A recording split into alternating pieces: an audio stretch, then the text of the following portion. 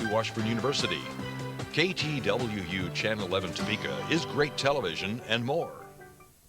This is Election 02, 1st District Congress. Tonight's guests are the Republican incumbent Jerry Moran and the Libertarian Party candidate Jack Warner. And your host from the Washburn University Political Science Department, Bob Beatty, and from KPR Radio news reporter Peter Hancock. Greetings and welcome to Election 2002, a series of special programs brought to you by KTWU. The purpose of these programs is to provide you, the viewer, with what we hope is a broader and deeper understanding of the positions of the candidates for the major offices on the ballot this November 5th. Today's program focuses on the 1st Congressional District, and we have here with us the two candidates vying for that seat, Congressman Jerry Moran from the Republican Party and Mr. Jack Warner from the Libertarian Party. I'm Bob Beatty, your co-host, and I'm joined by Peter Hancock. I'm a faculty member of the Political Science Department of Washburn University, and Mr. Hancock is a correspondent for Kansas Public Radio. Gentlemen, it's nice to have you here. Thank you. Peter, you like the first question to Congressman Moran? Hey, sir, a year ago at this time, the popular assumption around the state was that at this time you would be a candidate for governor and someone else would be running for your seat in Congress. After September 11th, you announced that you thought it was the wrong time to have partisan political battles and that the country needed to unite. Are you still happy with that decision? And looking back in hindsight, do you think avoiding partisanship was the right thing to do? Peter, I'm pleased to have the opportunity that I currently have to represent the people of a good portion of Kansas in Congress. And I do think that, particularly after September 11th, it was important for me and others to focus on what was going on in the world, what was going on in Washington, D.C., and kind of the opportunity to spend the past year in places outside the 1st District. It seemed to me to be more important to focus on the issues that I really went to Washington to try to solve. And clearly, I never anticipated September the 11th. My goal as a member of Congress has been to see if we can have a little prosperity where we live, ends meet, and I guess in the long run, can we preserve the way of life we have in Kansas for another generation? Can our children and grandchildren have the opportunity to raise their families in our state? And so the issues that we face, agriculture, health care, transportation, small business, education, technology issues, I think those are still very important. I never really had the ambition to be governor, and I'm, again, just pleased to have the chance to try to make a difference in Washington, D.C. Mr. Warner, if you win this race, you would not only be one of 435 members of Congress, but you'd be possibly the only Libertarian Party member. Can you get anything done in that context, do you believe? Ron Paul was once the Libertarian candidate for president, and he is now a representative from Texas in the House of Representatives. So there would be two Libertarians. As far as really advancing a Libertarian agenda, one or two people can't do that much, but there are occasions when questions come up which can be voted on in a libertarian manner, and possibly some of the Republicans and Democrats would be voting in that way too, and in that way the libertarian agenda could be advanced. Okay, I'd like to move on more specifically to some foreign policy issues at the present. Congressman Moran, the big debate in Washington right now is over what President Bush and others are referring to as the preemption doctrine, and the idea that we could go to war against Iraq or any other country that we thought could pose a threat to us at some point in the future, which is a great expansion of the previous theories was that you go to war when there is an imminent threat. We now have troops in Afghanistan. We're talking about putting troops in Iraq. And now it comes to light that the biggest threat against the United States may be from North Korea. Is the United States stretching itself too thin in trying to address threats that may or may not be imminent? Peter, let me first say that I'm troubled by this doctrine of preemption, this new statement of foreign policy.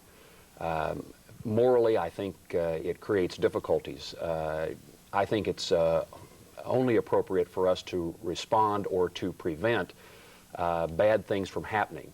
The idea that we would this concept of preemption, I think, is one that lends itself to great moral difficulty, and just the practical consequences. It changes the way other countries will operate, the way they'll look at opportunities to engage militarily. We do not want to, it seems to me that historically our country has generally been on the side of right.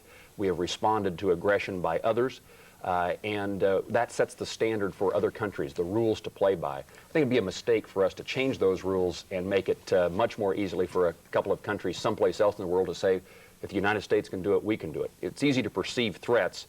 In regard to Iraq, it seemed to me that the president really misstated what we were facing. This is not about preemption. To me, it's about enforcing an agreement that Iraq and the United Nations world community made to create a ceasefire during the Persian Gulf War. And to put this new concept of preemption into the Iraq setting, I think really headed us down a different path. Okay, let me just clarify then. A potential war against Iraq, if it were to come about, from your way of thinking, would this be a war for disarmament of Iraq, or would this be a war for a regime change? Well, I think we have the right, in fact, the responsibility to defend ourselves if it becomes clear that Iraq is about to attack the United States or United States interests. It ought to be about defending ourselves, preventing the loss of American lives. In some ways you have to leave this to the president and the military advisors. It seems to me that the initial step ought to be disarm Iraq. But if the reality is that we're unable to do that, or that Iraq can immediately begin the rebuilding process because of the leadership that it has, then I think you can have a justification for the next step. But this issue of going into Iraq, certainly with a preemption, is that is troublesome to me. Again, our efforts need to be there if there is a clear case that we are about to be attacked. And in addition to the kind of morality and practical effects of this concept of preemption, also seems to me that you got to have some worry about whether or not we have allies in this battle.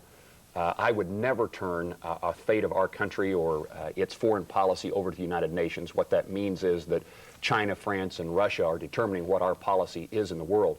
But in this case, I think it's very important that we have support and allies from a world community. We do not want this to become an East versus West, Muslim versus Christian engagement. And the stamp of approval and support militarily from allies and from the world community seems to me to be awfully important if we're going to win the battle in the first place. And secondly, and perhaps even more so, is what kind of government structure is in place when we conclude our efforts militarily in that part of the world.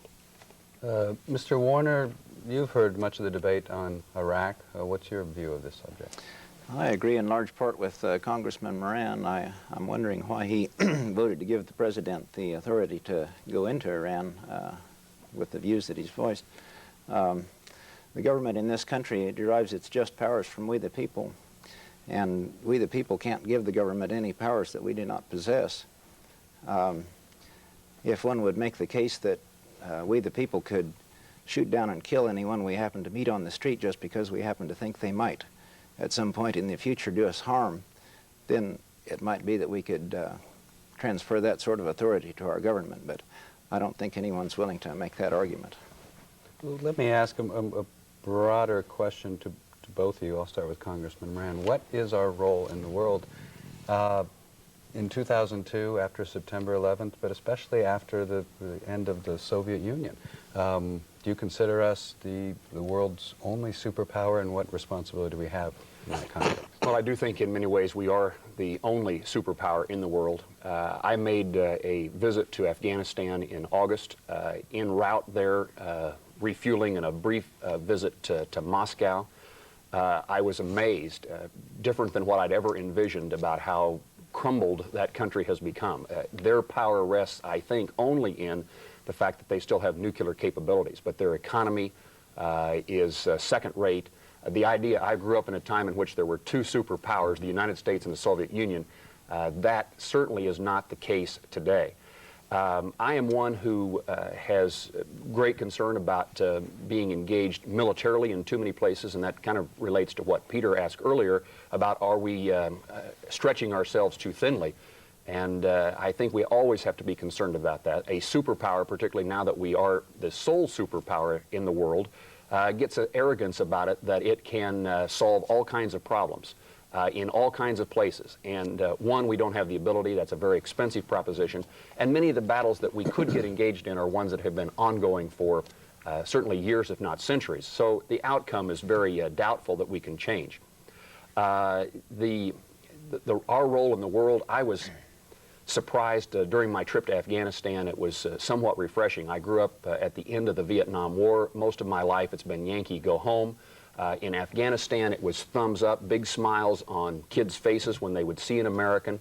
President Karzai's first comment to me was, please tell Kansas citizens how grateful we are for the opportunity to have some stability and the potential of freedom. Saw the hope, at least what I saw in the eyes of young girls attending school for the first time, a sense of a future that they never had. So we do have a role. In this case, we're responding not to nation building, although I think this concept that of trying to provide some stability in Afghanistan is in our own best interest. We're really responding to terrorist attacks of September 11th, and I think that's very appropriate. It's necessary. It's a responsibility of Congress and the American government. But again, we got to be very cautious about being all things to all people and developing a belief that we can solve our problems militarily in places around the world. Again, strong defense, but we ought not be looking for the opportunity to have a fight.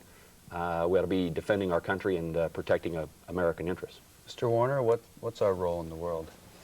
The Constitution never granted our government the power to be the policeman for the world, and I believe that we should bring our military home to defend our borders and territories. And I think that our intervention in world events has caused us to be subject to terrorist attack by thousands of people all over the world. People in countries all over the world hate America because we've involved ourselves. I think we need to get to a position of neutrality. Neutrality? Okay. I had a quick question before. Okay. Peter, do you support the administration's policy on Cuba? I mean, why can American citizen visit Vietnam, Laos, China, but you can't go to Cuba?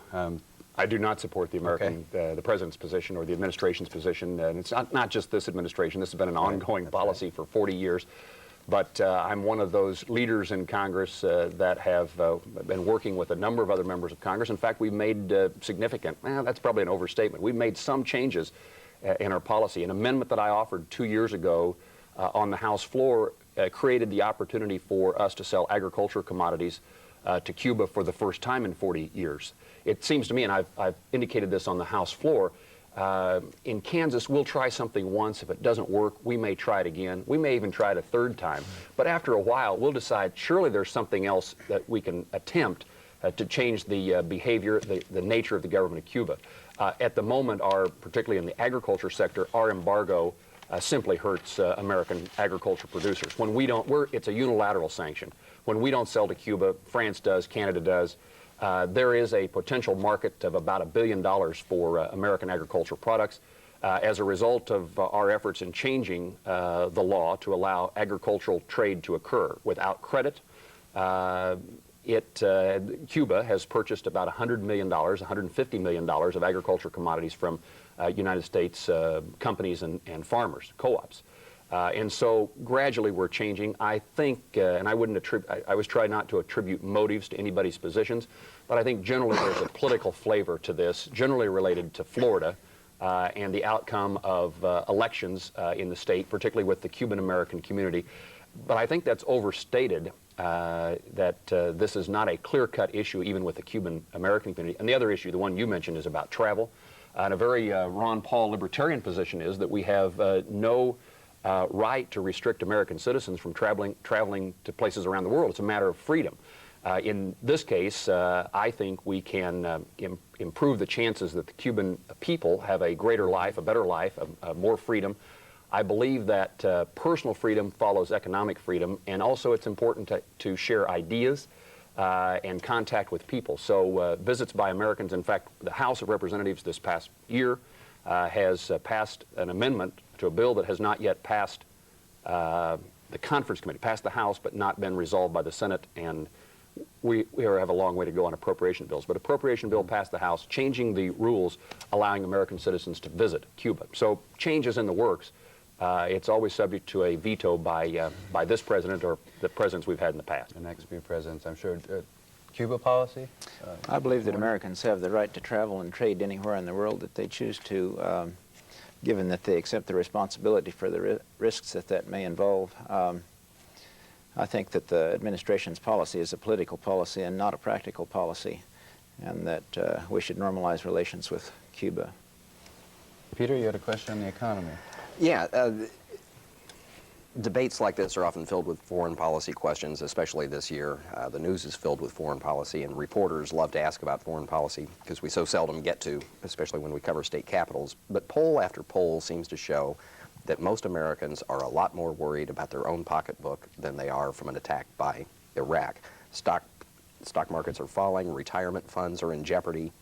State governments, in particular the state of Kansas, are facing severe financial crises. What's going on in Washington? 2 years ago, we had full employment, low inflation, the stock market was on the rise. Now we're in a state of crisis. What's going on, and what can Congress do about it? Peter, you are right, and I always worry in getting in a setting like this that we'll spend the entire program talking about foreign policy. It's something that is important to some people, and it's important to all of us, but it's not the issue that Kansans care most about. Before deciding how to cast a vote in regard to the Iraq resolution, I came home to Kansas, spent a day and a half in my hometown of Hayes, going from coffee shop to donut shop to cafe, asking people about what do you think about this issue of the president's request for using force against Iraq. There's people on both sides who say absolutely not, we shouldn't go there at all. Others who say we ought to be there, should have been there, should have finished this. But the vast majority of Kansans that I have visited with, 85%, they don't know what the right answer is. It's not the topic that they want to talk about. You have to kind of pull their thought process out of their heads to have that conversation. What they want to tell you about is the drought and what it's done in their farming operation, about their retirement plans and how they have been impeded by the stock market crash, what's going on in their health care costs, how do we pay for our prescriptions. It really is economic issues, and I think it's important for the country. I think it's important for the administration to focus not just on foreign policy. Again, that's a huge responsibility, and it's an important component of protecting the lives of Americans. But I also know that we have to have a strong economy if we're going to protect ourselves. So there is a significant component. One leads to the other. You cannot be a strong military force that can defend American interests if you don't have a economy that allows people to be employed and to pay taxes. Well, let me follow up and just get a little bit more specific. In light of the accounting scandals at Enron and Tyco and WorldCom, do you think Congress and the administration has gone far enough to ensure the investing public and the public generally, in terms of accounting reform, that they can trust the reports that come out of Wall Street and that trust the reports that come out of corporate headquarters, and that we now have integrity back in the financial markets? You know, I never ever worried about the report I got from the company that I invest in for my retirement account. Never ever worried that their reports would be false, that they would do anything illegal or immoral. And so this issue of trust, I think, is one that's important. All Americans now have to question. I think we've made some progress. I don't know whether we've gone far enough, but we have the creation of this accounting standards board. I think it's got a good leader that's going to put some teeth into rules and restrictions. Judge Webster. Yes, yeah. Correct. And then the SEC has filed a number of complaints. Prosecution is occurring by the Department of Justice. I think it's awfully important to send a clear message to these executives who, you know, I'm troubled by what I see as the morality of at least some business people. It seems to me that being a business executive may now have become a game in which the winner is the one who accumulates the highest stock price, the biggest golden parachute, the highest salary from their board of directors. It has to be and laws, rules, and regulations are not going to change all of that. But I think it's clear that we have to send those who have violated the law, they need to pay a price. This is not just a victimless crime. Americans are hurting as a result of what these criminals have done. And off to jail is not a bad consequence. Mr. Warner, what about the economy? What do you feel is the most important issue in the economy? I think if we could get the government to perform those duties which it was authorized to perform by the Constitution, that we could fund the government by tariffs and abolish the IRS. And I think that the economy would boom amazingly if people's incomes weren't being cut in half by excess taxation. These rumors of wars and with Iraq have done bad things to our fuel prices. I know when I order fuel for the ranch that it depends on what kind of news we're getting from Washington, what the fuel prices are doing. And let me follow up just a little bit, because I think there are a lot of people out there unfamiliar with the Libertarian Party and with libertarian philosophy in general. Is it your view that government has a role in trying to ensure a level playing field between investors and corporations, between individuals and big business and individuals and the government? What's the government's role there in terms of this economic issue and the trust in Wall Street? Does the government have a role? Libertarians believe that a crime is an injury to the person or property of a non-consenting other. And of course, fraud in these investment issues is a crime, and so the government would have a role in regulating that. I think that investors need to take a better role in overseeing their investments and watching what their investing companies are doing. Well, I have a natural segue, I guess. What about, is there a government role in health care? Is there a health care crisis, first of all, and should the government be involved in something, for example, like prescription drugs for retirees? Oh, if you read the Constitution, you won't find health care mentioned at all. And I believe that the government has no role in health care. That's the responsibility of the individual and any persons who want to contribute. The Constitution says to promote the general welfare, which can then be interpreted to be something like health care, couldn't it? You can interpret the general welfare clause to mean absolutely anything. And if you do that, the Constitution was intended to limit government. If you interpret the welfare clause to mean absolutely anything, that means that the Constitution limits nothing. And of course, that cannot be the case. What the welfare clause means is that those powers that were granted to the federal government are supposed to be exercised in such a way that they do promote the welfare. Congressman Moran, is there a health care crisis, and what role does the government have, and what about prescription drugs for retirees? I appreciate Mr. Warner's perspective, and let me take this moment to say I appreciate the fact that he's a candidate for Congress. I think we desperately need people who care passionately about issues and have an interest in public service. Libertarians I share many of their sentiments, but I will say that there is a huge health care crisis in the country. I think health care costs are the #1 domestic issue we face.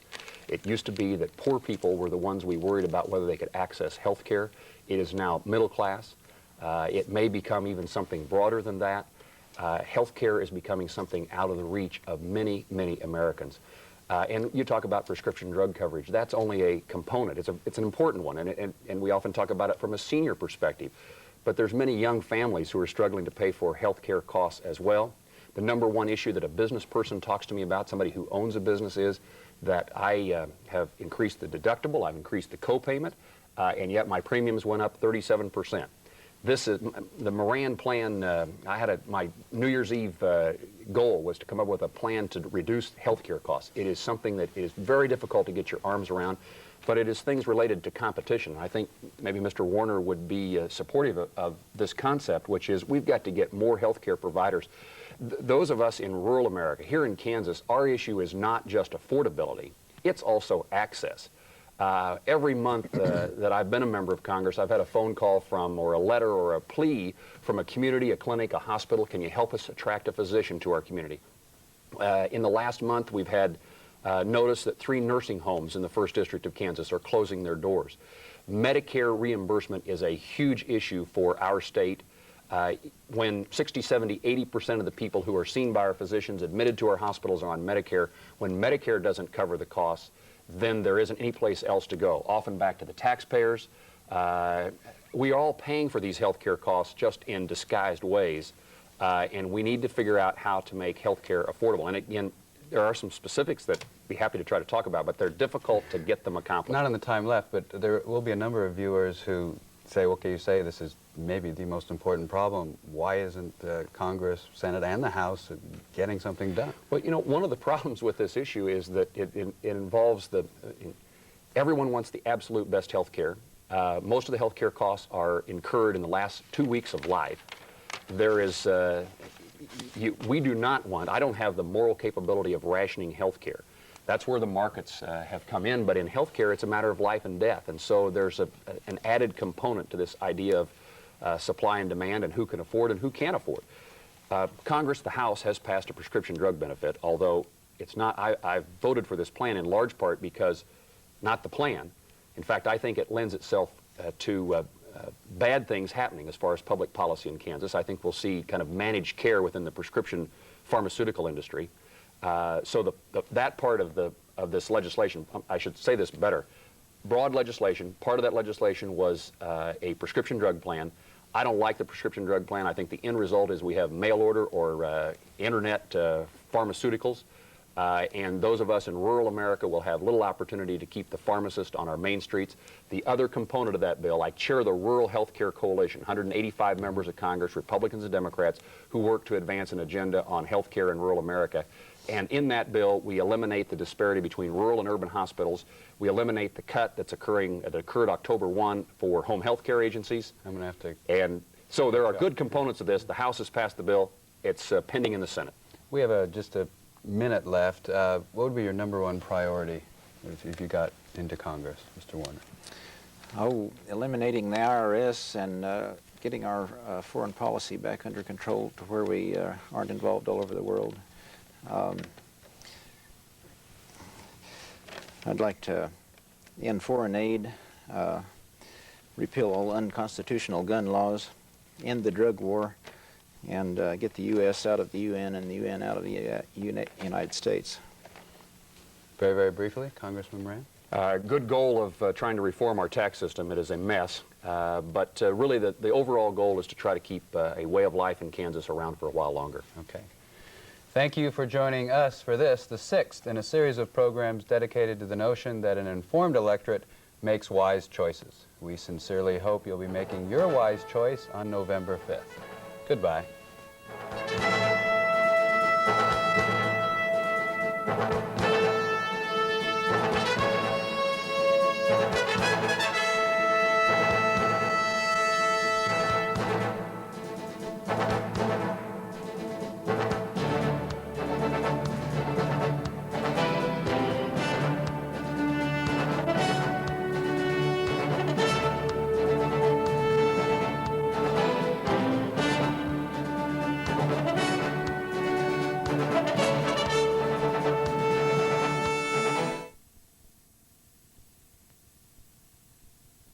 Next time on ExxonMobil Masterpiece Theater's The Forsyte Saga. I'll introduce you. Mr. and Mrs. Baines. Meet the man who killed your nephew. You brought me laughter and joy, and instead of feeling satisfied, you made me hungry for more. You have given me much more than I have ever given you. Then stay.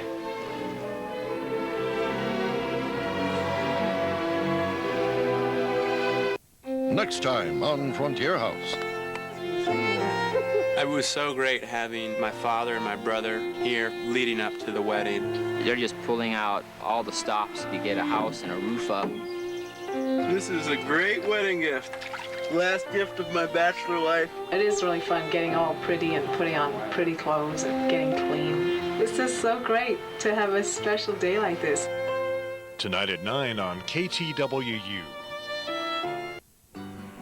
Transmission of KTWU programs is partially underwritten by the Raven Bookstore, Mysteries and More, 7th in Massachusetts, downtown Lawrence, specializing in mysteries, literary fiction, and Kansas and regional books. We are great television and more, serving viewers in Kansas and Missouri. This is KTWU, Channel 11 Topeka, and K30AL, Channel 30, Iola Fort Scott, Chanute. Next on ExxonMobil Masterpiece Theater, the Forsyte saga continues. I'll introduce you. Mr. and Mrs. Baines. Meet the man who killed your nephew. June, I want us to be friends more than anything in the world. You brought me laughter